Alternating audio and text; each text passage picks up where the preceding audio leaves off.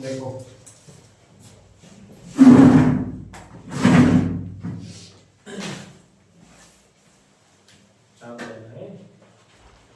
ये जो हमारा magnetic field due to a straight current carrying conductor of finite size, ये बोर्ड वालों का फेवरेट है, आने के चांसेस ज्यादा है, कल हम यही चीज देख ही रहे हैं। एक तो हो गया तुम्हारा ये जो शीट वाला तो बता रहे थे पांडे, वो वाला जरूर आएगा, ठीक, शीट वाला कैपेसिटर वाला, जो शीट वाला क्या था वो वाला आएगा। गॉस लॉ का दूसरा एप्लीकेशन शीट वाला, ठीक, वो आएगा। और ये फाइनाइट साइज वाला मैंने ऐसा कोई पेपर नहीं देखा है जिसमें ये क्वेश्चन पूछा नहीं गया, सीरियसली की बात कर रहे हैं, ठीक, तो इसमें ध्यान रखना है। ये हमारे में भी आया था। देखो एक हमारे पास वायर होगा, ठीक, यहां से पी एम पॉइंट से पी पॉइंट पे एक पी पॉइंट होगा हमारे पास, पी पॉइंट से हम इसको जोड़ देंगे और इसको जोड़ देंगे। यहां से एक हमारा φ1 बनेगा, यहां से एक हमारा φ2 बनेगा। फाई को हम किससे डिनोट करते हैं? इलेक्ट्रिक फ्लक्स से। इलेक्ट्रिक फ्लक्स को किससे डिनोट करते हैं? फाई से। ये φ1 एंगल बना रहा है, ये φ2 एंगल बना रहा है, और यहां से ये जो थीटा एंगल बना रहा है इस पी पॉइंट से इस वायर पे, ये जो थीटा एंगल बना रहा है वो कुछ एंगल डिग्री बना रहा होगा, और यहाँ पी पॉइंट से ये जो थीटा एंगल बना रहा है उसके बीच में भी तो कुछ फ्लक्स होगा, तो इसको मैंने मान लिया फाई, नीचे वाले को मान लिया φ1, इसको मान लिया φ2।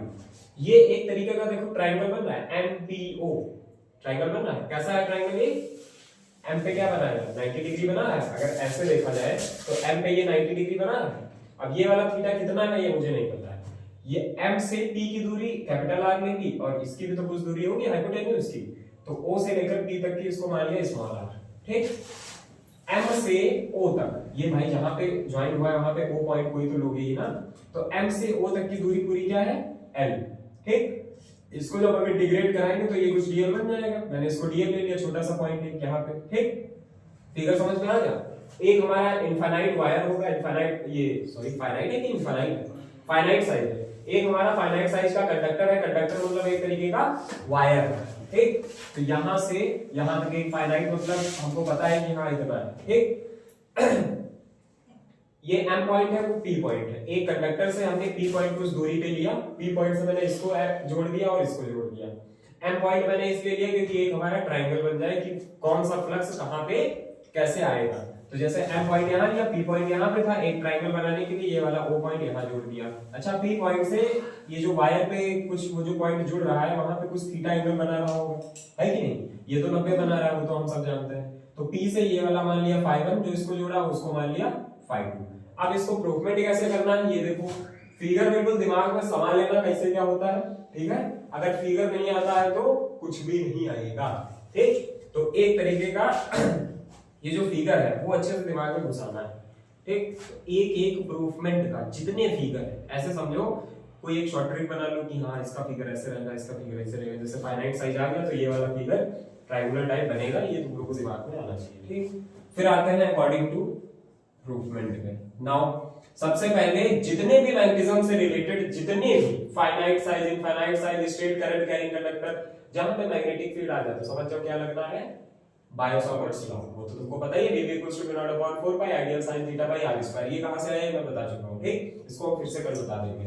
फिर मैंने लिया इन ट्रायंगल MPO, जो मैंने फिगर लिया था MPO, ये वाला ट्रायंगल लिया, वेयर यहां से मैंने निकाला sin थीटा MPO में। अब इसको ध्यान से समझना, ये थोड़ा क्रिटिकल है, ठीक। तो मैंने पहले लिया बायो-सावर्ट्स लॉ लिख लिया, मैग्नेटिक फील्ड था तो bio-Savart's law dV = v0/4 pi epsilon not, sorry dV = v0/4 pi ideal sin theta by r square in triangle MPO। देखो पार्टनर, अब यहां से थोड़ा क्रिटिकल है। MPO ये पूरी मैथ्स है, क्लास 10 की अगर पढ़े होंगे तो आ जाएगी। MPO साइड में हम समझाए दे रहे हैं, इन ट्रायंगल MPO। अब ये जो हमारा इन ट्रायंगल MPO है ये कुछ ऐसे बना है, कि ऐसे ही तो बना है कि नहीं? अगर इसको हम सीधा बना लें तो सीधा कुछ ऐसे बनेगा, ये P हो गया, ये M हो गया, और ये ऐसे सीधा बन जाएगा। देखो पहले ये ऐसे सीधा बन जाएगा जो ऐसे बना है, ठीक। अब MPO में हमको निकालना क्या है? Sine theta. क्या निकालना है? अब साइन थीटा तुम लोगों को पता नहीं क्या होता है, ठीक। तो क्लास 10th में तुम लोगों ने ट्रिग्नोमेट्री में पढ़ा होगा TBP HHB, पंडित भोले पंडित हर हर भोले, पंडित बद्री प्रसाद हर हर बोल। तुमने बद्री प्रसाद याद किया था, हमने कुछ और किया है। पंडित बद्री प्रसाद हर हर बोले बोल तो, चाहे पंडित बोले पंडित हर हर बोले। एक पंडित ऑड लग रहा है आपका वाला। चलो ठीक, तो पंडित बद्री प्रसाद हर हर बोल। ठीक। तो ये जो P अपॉन H होता है, देखो इधर, ये जो P अपॉन H होता है, ये हमारा क्या होता है, sine theta. B upon H cos theta और P upon B tan theta. इसी का जब उल्टा कर दोगे H अपॉन P तो cosec sec sec cot done. तो साइन थीटा क्या हो जाएगा, परपेंडिकुलर अपॉन हाइपोटेन्यूज। तो साइन थीटा की जगह पे लिख देंगे परपेंडिकुलर अपॉन हाइपोटेन्यूज। आप बताओगे कि इस ट्रायंगल में परपेंडिकुलर क्या है। परपेंडिकुलर ये है, ये वाला r था, ये वाला स्मॉल r, बताओ। ये है तो ट्रायंगल आप नहीं capital perpendicular upon hypotenuse. Sir capital R इस वाले ग्राफ में जो ऊपर के परपेंडिकुलर सर आर है, हाइपोटेन्यूज पी है। देखो P अपॉन H है। मैंने तुम लोग को कितनी बार बताया है कि थीटा के सामने वाला क्या होता है, परपेंडिकुलर होता है। तो थीटा के सामने वाला परपेंडिकुलर ये r है और हाइपोटेन्यूज क्या है, ये वाली, तो ये क्या होगी r, ये वाली r है ना। तो परपेंडिकुलर अपॉन हाइपोटेन्यूज, तो साइन थीटा कितना आ गया r बाई r। तो capital R upon small r यहां से लिख दिया। ये समझ में आया तो मैथमेटिकल सिस्टम। फिर मैंने लिया now tan theta. tan theta क्या होता है, L बाई R। अब यहीं से tan थीटा निकाल दो, तो sin cos tan, tan क्या है, P upon perpendicular upon base. तो परपेंडिकुलर कितना है हमारा, परपेंडिकुलर अपॉन बेस, तो R बाई L। इसमें देख लो R बाई L, ये वाला L था, तो R बाई L। तो परपेंडिकुलर अपॉन बेस क्या हो गया, L बाई R। कहां जा रहे हो, परपेंडिकुलर अपॉन बेस है ना। परपेंडिकुलर क्या था, tan थीटा यहां पे निकालना है ना हम लोग को। तो tan थीटा क्या आएगा, tan थीटा क्या आएगा, परपेंडिकुलर अपॉन बेस आएगा ना। हाँ एक चीज, ये हमारा फाई बन रहा था ना, ये वाला थीटा, तो थीटा के सामने वाला क्या हो जाएगा, परपेंडिकुलर। ध्यान देना tan थीटा की बात कर रहे हैं। फाई है, फाई एक एंगल है, एंगल के सामने वाला क्या होता है हमेशा, परपेंडिकुलर। एंगल के सामने वाला परपेंडिकुलर, तो L बाई R। तो L by R in triangle LBO। मैंने LBO में से tan थीटा निकाला, इसको मान लिया इक्वेशन फर्स्ट। फिर आया सो L बराबर क्या आ जाएगा, tan phi r on differentiating. तो L बराबर क्या आ जाएगा, tan phi r। अगर इसको हम अपॉन 1 करके क्रॉस मल्टीप्लाई कराएंगे, सिर्फ L की वैल्यू निकालेंगे क्योंकि हमको L की वैल्यू चाहिए ना। तो L बराबर क्या आ जाएगा, tan phi, ये वाला r यहां आ जाएगा। तो L बराबर tan phi r on differentiating. दोनों को हम क्या कर देंगे, डिफरेंशिएट कर देंगे। डिफरेंशिएशन और इंटीग्रेशन अगर नहीं आता है तो यहां पे सीख लो। L बराबर tan phi r था, ऑन डिफरेंशिएटिंग मतलब डिफरेंशिएट करना है, और जैसे डिफरेंशिएट करते हैं तो L का क्या बन जाएगा, बराबर tan phi का, जो tan phi का होता है। देखो जैसे तुम्हारे पास लिखा है sin x, तो सबसे पहले डिफरेंशिएशन होता है sin x का, sin x का होता है cos x, और इनटू फिर x का भी होता है, तो x का क्या हो जाएगा, x का हो जाएगा dx। ठीक, तो sin x का डिफरेंशिएशन क्या होगा, cos x इनटू dx। मतलब जो sin के साथ में थीटा है, पहले तो sin थीटा का पूरा डिफरेंशिएशन होता है, लेकिन उसके साथ में जो थीटा है उसका दोबारा डिफरेंशिएशन होता है। तो जैसे यहाँ पे tan phi r लिखा था, तो tan का डिफरेंशिएशन क्या हो जाएगा, sec स्क्वायर phi, मतलब sec स्क्वायर थीटा। अगर यहाँ पे tan थीटा होता, मान लो यहाँ पे tan थीटा होता, ठीक, तो जो tan थीटा है, tan थीटा का जो डिफरेंशिएशन होता है वो होता है sec स्क्वायर थीटा इनटू, फिर जब थीटा का करोगे तो क्या आ जाएगा, d थीटा। लेकिन थीटा की जगह पे हमारा क्या था, phi था, तो हम sec स्क्वायर क्या लिख देंगे, phi इनटू d phi, और ये वाला जो r था वो वाला r ऐसे लिख दिया। तो ये चीज ध्यान रखना कि tan थीटा का क्या डिफरेंशिएशन होता है, sec स्क्वायर थीटा। तो थीटा की जगह से phi था तो sec स्क्वायर phi आ गया, इनटू फिर phi का किया तो उसका क्या हो जाएगा, d phi, और ये वाला r था उसको r ऐसे लिख दिया। आपको समझ में आया, tan phi का क्या होता है डिफरेंशिएशन, sec स्क्वायर phi, ठीक, और phi का फिर से किया d phi into r, dv equals to mu naught upon 4 pi वही लिखा। फिर I sec square phi into d phi r square upon r cube. अब यहां से बताओगे म्यू नॉट अपॉन 4 पाई, ये I था, I लिखा, ठीक, dl की जगह पे d phi जो भी था, और ये जो sec स्क्वायर, ये वाला I ऐसे ही लिख दिया। फिर मैंने ये वाला लिखा sec square phi into d phi into r, और ये वाला r, और एक और dl की वैल्यू रखी है सर, dl लिखा गया है sec स्क्वायर। हां, ये जो dl की वैल्यू थी क्या थी, ये dl लिख लो, उसके ऊपर लिखा sec स्क्वायर phi। हां, sec स्क्वायर ये तो रखा है d phi, r स्क्वायर कहां से आया है, वही चीज अभी लिख रहे हैं, कहां से आया, एक मिनट, हाँ ये यहां से आ रहा है। ये sin थीटा की जगह पे क्या रखना था, r अपॉन r रखना था, तो जहां पे r था dv equals to mu naught upon 4 pi ये रख दिया, i था dl की जगह पे क्या रखा मैंने, इसकी वैल्यू सेक स्क्वायर, इसकी वैल्यू रख दी sec square phi into d phi, ये वाला r ऐसे ही रख दिया, r इनटू r आएगा। अब देखो r ये हमने डायरेक्ट यहां पे कर दिया है, r into r upon r, ये वाला मैंने r अपॉन r यहां से लिया, ठीक। तो sin थीटा की जगह पे मैंने क्या लिख दिया, r बाई r। देखो i की जगह पे i लिखा, dl की जगह पे मैंने dl की वैल्यू रख दी sec square phi into d phi r, ठीक। और बाद में sin थीटा आता है ना इसके बाद, तो sin थीटा की जगह पे क्या लाएंगे, sin थीटा की जगह पे क्या निकाला, r बाई r आएगा, तो r से r की मल्टीप्लाई होगी क्या हो जाएगा, r स्क्वायर, और ये r क्यूब हो जाएगा, और ये नीचे r क्यूब स्क्वायर था, r की r से मल्टीप्लाई करोगे तो क्या आ जाएगा, r की वैल्यू, ठीक। अब समझे अच्छे से, चलो आराम से, कोई दिक्कत नहीं। फिर यहां से डायरेक्ट आए यहां पे, तो dv equals to mu naught upon 4 pi, ये वाला जो r स्क्वायर था इसको आगे लिख लिया, ठीक। कुछ खाली इंटरचेंज किया और कुछ नहीं किया, r स्क्वायर बराबर i sec square phi into d phi by r cube, इसको मान लिया सेकंड इक्वेशन। देन फिर on applying Pythagoras triangle MPO, फिर मैंने MPO में क्या लगाया, पाइथागोरस। पाइथागोरस क्या होता है, r स्क्वायर बराबर r square plus l square बराबर हाइपोटेन्यूज का स्क्वायर इक्वल्स टू बेस का स्क्वायर प्लस c परपेंडिकुलर का स्क्वायर, ठीक। अब यहां से जब इधर का स्क्वायर हटेगा तो इसके ऊपर अंडर रूट चढ़ेगा, तो यहां से स्क्वायर हटा, इन दोनों के ऊपर अंडर रूट चढ़ा। फिर देखो putting the value of r small r in equation second में हम स्मॉल r की जगह पे इतना सब लिख सकते हैं, लिख सकते हैं कि नहीं।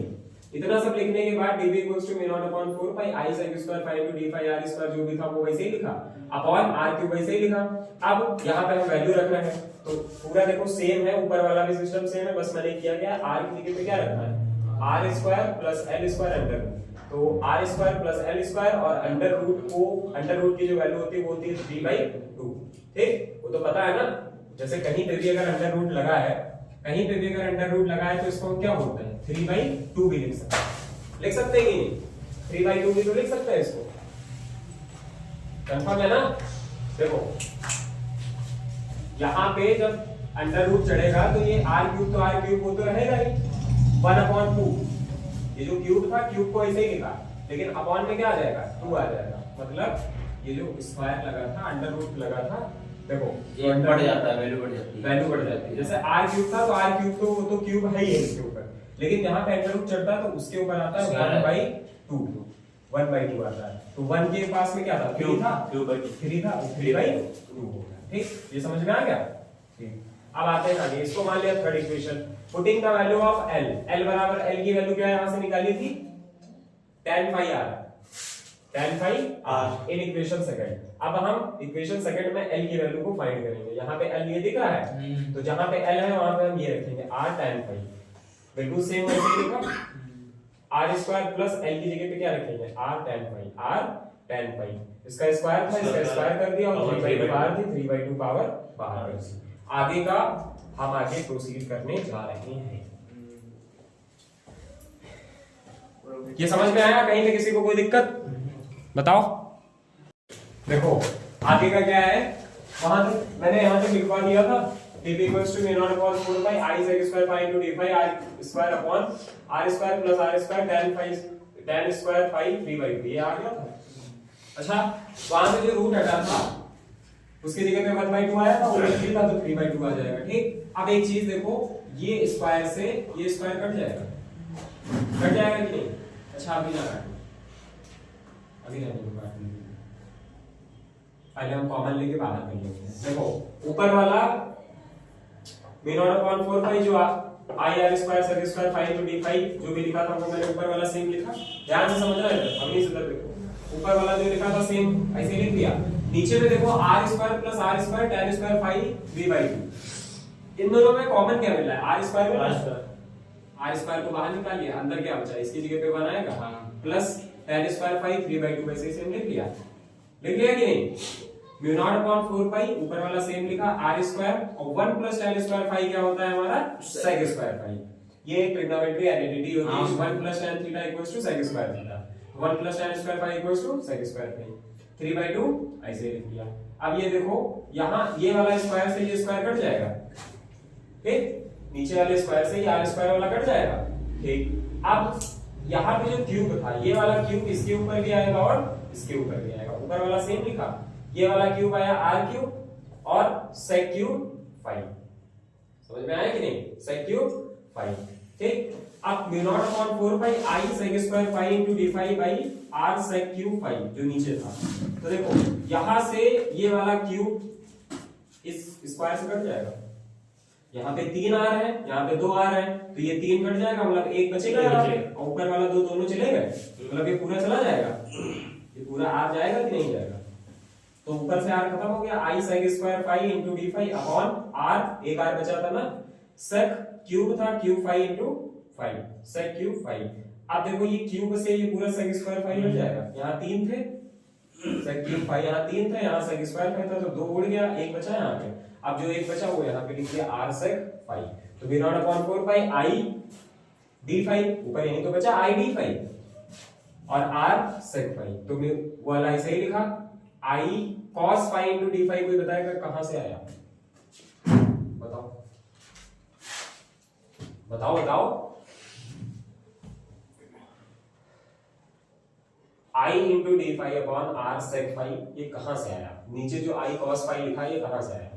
1 अपॉन सेक क्या होता है? उल्टा होता है cos का।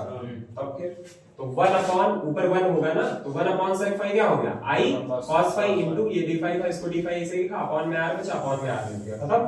ये दिमाग लगाना है। 1 अपॉन सेक 5 क्या होता है? अरे 1 upon sec equal to cos होता ही है। हां, 1 upon sec equal to cos होता है और cos equal to 1 upon sec होता है। डन। अब देखो यहां तक समझ में आ गया। db अब दोनों में क्या करेंगे? इक्वल के इधर वाला, इक्वल के उधर वाला, integrating both side, integrating both side आईवीएस कर देंगे। तो integration db equals to integration of mu naught i, जो भी लिखा था cos 5 into d 5 upon 4 pi r, अंदर लिख लिया सब। ठीक, अब यहां से देखो फाइंड कर दो गलती से। db का जब इंटीग्रेशन करते हो तो क्या आ जाएगा? b। जैसे मान लो तुम dx का इंटीग्रेशन करते हो तो क्या आ जाएगा? x। हां, ऊपर अगर तुम dA का इंटीग्रेशन करते हो तो क्या आ जाएगा? a। अगर इंटीग्रेशन ऑफ db है तो क्या आ जाएगा? b। ठीक, तो यहां पे इंटीग्रेशन ऑफ x का क्या होगा? x का होता है x स्क्वायर बाई 2। कैसे? ऊपर भी ऐसे इसका फॉर्मूला होता है, इंटीग्रेशन ऑफ x है तो इसका फॉर्मूला होता है x की पावर n+1 अपॉन n+1। ठीक, ये x का इंटीग्रेशन होता है, तो x की पावर 1+1 अपॉन 2 अपॉन n की जगह पे 1 रखना है तो 1+1 2, तो x स्क्वायर अपॉन 2। x का इंटीग्रेशन का ये फॉर्मूला होता है, बेसिक फॉर्मूला है इंटीग्रेशन का। ठीक, अगर x का इंटीग्रेशन आ जाए तो x स्क्वायर बाई 2 होता है, y का आ जाए तो y स्क्वायर बाई 2 होता है। डन। अब देखो जरा कहां पे थे? यहां पे। हाँ, अब इंटीग्रेशन में है -5 से 5 ये हमारी होती क्या है? लिमिट होती है। इंटीग्रेशन में लिमिट होती है कि मतलब लोअर लिमिट और अपर लिमिट, और इसका फार्मूला क्या होता है? Upper limit minus lower limit. तो सबसे पहले जहां जहां फाई है वहां वहां हम क्या रखेंगे? 5, फिर बाद में माइनस, जहां जहां फाई है वहां वहां क्या रखेंगे? -5। तो upper limit mu naught i upon 4 pi r, mu naught i upon 4 pi r, इतनी चीजें क्या है? कांस्टेंट है, तो इतनी चीजों को हम क्या कर लेंगे? इंटीग्रेशन के बाहर। तो बाहर कर लिया, ब्रैकेट में cos integration of cos 5 into d 5, इसका क्या हो जाता है? sin 5। cos का उल्टा sin। ठीक, लेकिन डिफरेंशिएशन क्या होता है cos का? -sin। इंटीग्रेशन क्या होता है? खाली sin। ठीक, तो cos 5 का इंटीग्रेशन क्या हो जाएगा?